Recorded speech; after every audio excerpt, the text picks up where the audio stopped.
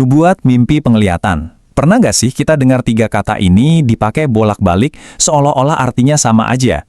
Jujur aja, ini sering banget bikin bingung. Dan kebingungan ini bisa jadi masalah loh, karena bisa bikin kita salah paham tentang cara Tuhan berkomunikasi. Nah yuk kita bedah bareng-bareng, apa sih sebetulnya perbedaan mendasar di antara ketiganya? Oke, kita mulai dari sini, dari akarnya. Ayat kunci dari Nabi Yoel ini yang nantinya dikutip lagi sama Rasul Petrus pas hari Pentakosta. Coba deh perhatikan baik-baik. Ayat ini nyebutin tiga hal sekaligus dalam satu tarikan nafas, nubuat, mimpi, dan penglihatan.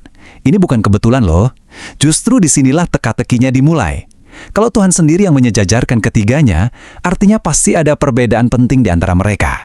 Jadi, pertanyaan besarnya adalah, kalau Alkitab aja membedakan ketiganya, terus apa dong bedanya? Gimana caranya kita bisa tahu mana yang mimpi, mana yang penglihatan, dan mana yang nubuat?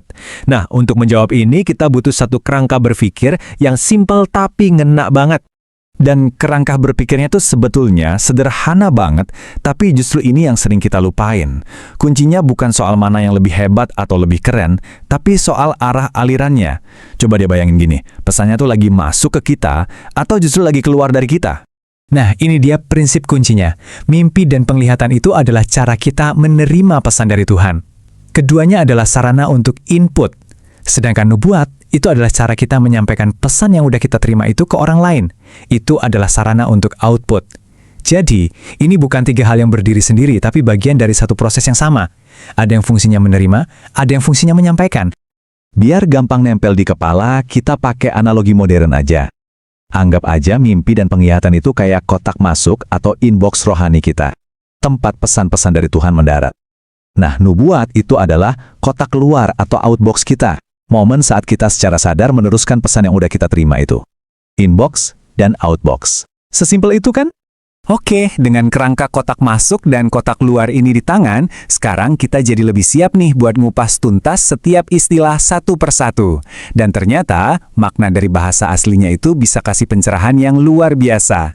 Pertama, kotak masuk kita pas lagi tidur. Mimpi, atau halam dalam bahasa Ibrani. Ini adalah pesan yang kita terima saat kita dalam kondisi paling pasif, yaitu pas tidur. Ciri khas utamanya adalah bahasanya yang penuh simbol.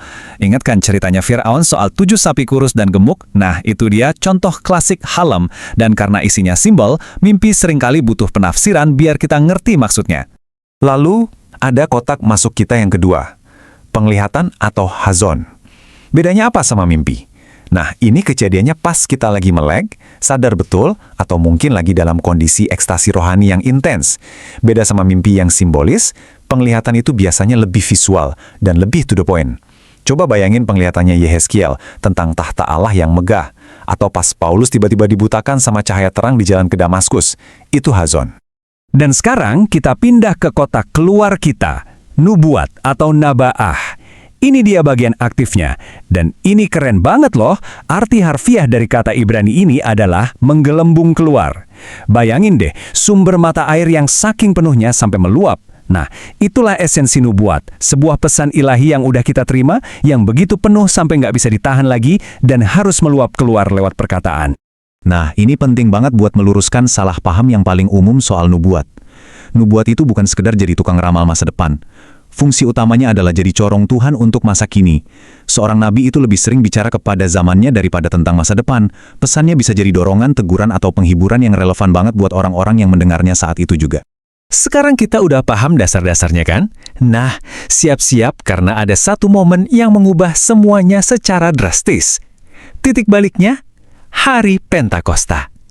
Pencurahan Roh Kudus itu nggak cuma mengubah para murid, tapi juga mengubah cara kerja nubuat selamanya dan membuatnya bisa diakses oleh setiap orang percaya. Perbedaannya tuh, wah, jauh banget. Dulu, di Perjanjian Lama, nubuat itu eksklusif, cuma buat nabi-nabi pilihan. Dan kata-kata mereka itu setara dengan firman Tuhan. Tapi pas masuk Perjanjian Baru, karunia ini seolah didemokratisasi, menjadi milik semua orang percaya. Konsekuensinya besar. Otoritasnya nggak lagi mutlak dan harus selalu diuji sama jemaat. Dan fokusnya juga bergeser dari urusan negara menjadi pembangunan jemaat lokal. Nah, ini dia bagian praktisnya. Justru karena sekarang nubuat mimpi dan penglihatan bisa dialami oleh siapa saja, Alkitab ngasih satu perintah yang tegas banget.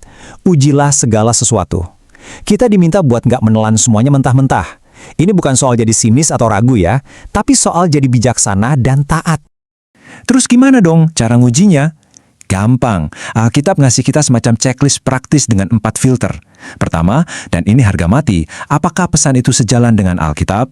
Kedua, apakah pesan itu meninggikan nama Yesus? Ketiga, lihat buahnya. Apakah itu menghasilkan kasih, sukacita, dan kerendahan hati? Dan yang keempat, apakah pesan itu juga diteguhkan oleh komunitas orang percaya di sekitar kita? Dan inilah garis batas yang gak boleh kita langgar. Gak ada pengalaman rohani, sekeren atau sedahsyat apapun rasanya, yang boleh menggantikan atau bahkan menentang Alkitab. Kalau sebuah mimpi atau penglihatan itu beneran dari Tuhan, ia pasti akan selalu mendukung firman, bukan menyainginya. Anggap aja kayak suplemen, bukan makanan utama. Oke, dari semua yang udah kita bahas, apa nih intinya? Apa pelajaran utamanya buat kita hari ini? Jadi, ujung-ujungnya semua kembali ke sini. Sebuah pertanyaan reflektif buat kita semua. Fondasi iman kita itu sebetulnya dibangun di atas apa? Apakah kita sibuk ngejar-ngejar pengalaman rohani yang heboh? Atau kita justru tekun membangun hidup di atas kebenaran firman Tuhan yang gak akan pernah goyah? Memahami perbedaan antara nubuat, mimpi, dan penglihatan itu penting, karena pada akhirnya itu semua menuntun kita kembali ke prioritas yang benar, kesetiaan pada kitab suci.